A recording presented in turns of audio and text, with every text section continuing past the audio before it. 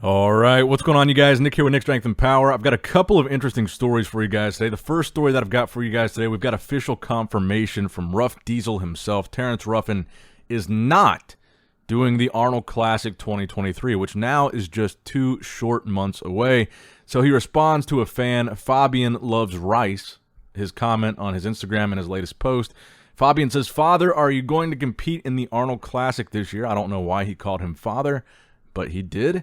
And Terrence responds, "Fabian, not this year, unfortunately. We have improvements to make. I don't want to show up weighing/looking the same." So this response from Terrence is pretty specific, and it gives us a couple different things specifically to analyze here. Number one, we now know he's not doing the Arnold Classic. Number two, we know that weight was a factor in him looking how he looked. He dropped from second place last year at the Olympia to 6th place this year. I think the main reason for that was conditioning. He looked a little bit watery, he looked a little bit soft, and I think the reason for that was because at weigh-ins for Classic Physique, Terrence was 1 pound overweight, and he had to run up and down the escalators trying to lose weight at last minute, wearing like a sweat jacket, basically, trying to sweat out that last minute weight. He was over, he was heavy, and he had to make some pretty rapid last minute adjustments to make weight. Ramon also had issues with weighing in. Then they measured his height again, and somehow he was magically tall enough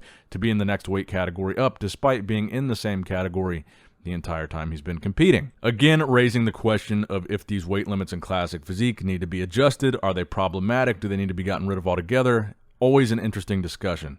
So Ruff Diesel won't be there at the Arnold, which I think is very fascinating considering the fact he was last year's champion. He's not defending the title. That title is now wide open to Ramon Dino and Urs Kausinski, both of whom I heard.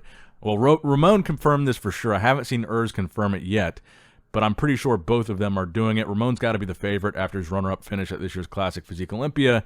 And suffice to say, I think the Arnold Classic Physique competition will be a very interesting one. You will have a new Classic Physique champion at the Arnold this year. There's no doubt about that. Breon has won that title in the past. Terrence has won that title in the past, and they were both at one point Olympia runner-ups. Ramon Dino, this year's Olympia runner-up, looking like a very solid favorite to win that Arnold title and the $60,000 prize money. Now, next up in the news, let's talk a little bit about Andrew Jacked here. So Andrew Jacked went on record talking about the reason why he looked the way he looked at the Olympia. So a lot of people were still impressed by Andrew Jacked because he has such an impressive physique in terms of overall muscle bellies, crazy structure, very aesthetic flow, this round pop to his muscles, the deep separated abs, just everything about Andrew's physique really pops, draws your eye, grabs your attention. But I still felt his conditioning was off, and that's why he placed where he placed. But he still did place ahead of William Bonac, which I thought was impressive. And I still think that Andrew's best look ever was actually his first pro show, the Texas Pro, which him and his coach said was going to be his worst look ever. He was going to improve like 15, 25% or whatever for the next show, which was the Arnold UK. I think he looked a little bit softer at the Arnold UK, and I think pretty comparable here at the Olympia to how he looked at the Arnold UK. And you can see in this awesome video from Gilco Productions, who, by the way, I think is really changing the game in terms of bodybuilding video coverage. He has some of the clearest, most crisp videos of these competitions, so you can get a really good idea of what actually happens. So shout out to Gilco. He's kind of becoming really my new favorite videographer. But here's what Andrew Jacked had to say about his Olympia prep, and this could explain why we saw Andrew Jacked only wearing hoodies and being completely covered up the entire time between the Arnold Classic UK and the Olympia. So James Hollingshead on a post said, "Vegas virus in full effect," and Andrew Jacked responded saying, "Bro, it hit me hard, I'm not gonna lie. It's like a plague all through my Olympia prep. I was messed up pretty bad, almost pulled out at 4 weeks out because my medications halted everything." So that, I think, is a pretty big admission from Andrew Jacked, that he almost pulled out of the Olympia. And I think really does explain why we hadn't seen much from him. He was one of the biggest guys in the conversation going into this show. And the fact that he was so sick, he almost pulled out and still placed top 10 in a lineup of 30 guys is extraordinarily impressive. Now, his coach, George Farah, also went on the record on Dennis James's podcast where he said, when I put together I'll be Mr. Olympia. But right now, I just want to be Mona Lisa. You couldn't take your eyes off him at the 2022 Olympia because he is so pretty. Farrah continues, seriously, I'm going to tell you later. Forget about this because really there was some type of BS going on back home or whatever. The thing is that for 4 weeks, he looked amazing. Then all of a sudden, he got bronchitis. The guy was on stage. Probably that's why I'm coughing. He had 102-degree fever. What the hell are you going to do with that? So, bronchitis, 102-degree fever. He was sick, almost pulled out of the Olympia. This makes me even more impressed with what he was able to accomplish. Placing top 10 in this lineup is phenomenal for him. It's very impressive, especially if he was sick. And you guys might remember I reported on him saying just right before the show in an interview that he's looking forward more to next year's Olympia than this. And that to me suggested that something was wrong. And it looks like we were right. Something was wrong. And now I'm even more confident that next year Andrew Jacked is really going to be a first call-out factor if nothing happens with his prep. And I'm also pretty certain at this point that Andrew Jacked is not doing the Arnold Classic. Now, next up in the news, this is pretty major news. It's not as attention-drawing as a headline, so it might not be in the title of this video.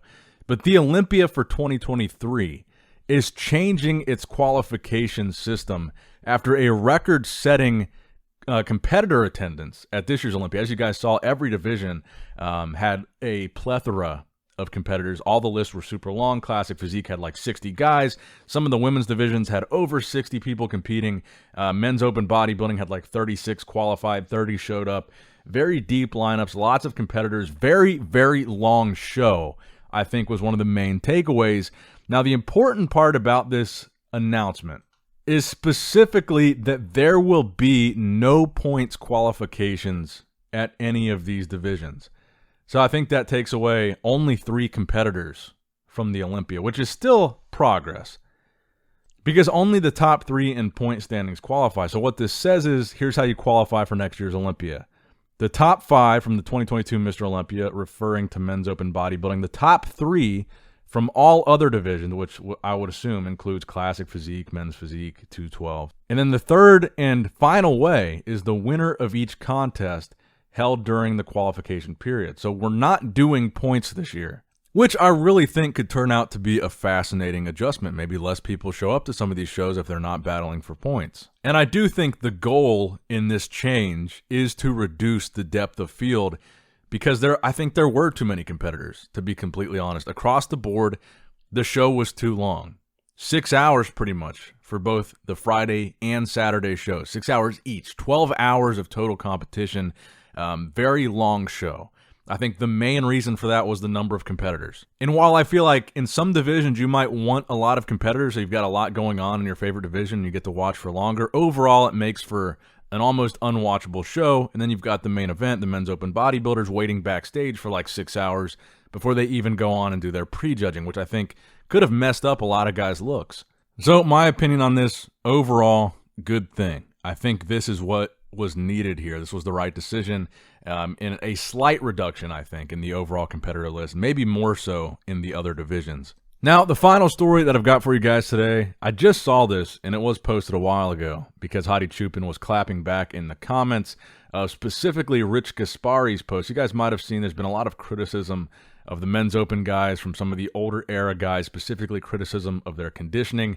And the post specifically that Hadi commented on was Rich Gaspari's post comparing the back of Dorian Yates to Hadi Choopan. And Hadi had several responses to this in the comments down below. I just wanted to share a couple of them with you that I thought were pretty entertaining. He says, it's like comparing a picture of your arm with Ronnie Coleman's arm. Do you think that's a correct comparison? Hadi continues, you always compare the dark spot with the bright spot.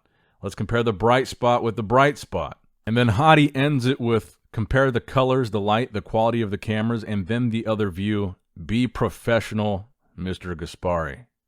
And I actually really enjoyed this because you don't typically see this kind of a response from Hadi Choopan. He's very humble.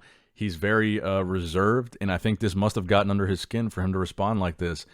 And I support the response. I thought Hadi looked phenomenal. 100% deserved that victory. No doubt about it. You probably could have made an argument for him winning in years past. And honestly, while I think all criticism should be on the table, I think we can say, anybody can say, whatever they want about any competitor. It's entirely opinion-based. The whole sport is subjective, completely opinion-based. The judging is an opinion associated to a number. That's what it is. But I do like to see a champion defend themselves. So shout out to Hadi Choopan. Let me know what you guys think about all these stories in the comment section down below. And make sure you like and subscribe for more bodybuilding news just like this. And as always, I love you guys. I appreciate you guys. Nick Strength and Power, signing out. All right, guys, don't forget to click that like button and subscribe to this channel if you enjoy the content. Also, check out my Instagram at Nick Strength Power. My Facebook page, which is simply Nick Strength and Power. My secondary YouTube channel, Nick Strength and Vlogs, for vlogs and bonus content that you will not see on this channel. And consider subscribing to my third YouTube channel, Nick Strength and Pokemon, which is all things Pokemon and trading card games, completely unrelated to this channel. So if you're into that, give that one a look. And all links to merchandise and social media will be in the description box below. If you guys want a Nick Strength and Power t-shirt, that will be in the Shopify link below. Have a great day.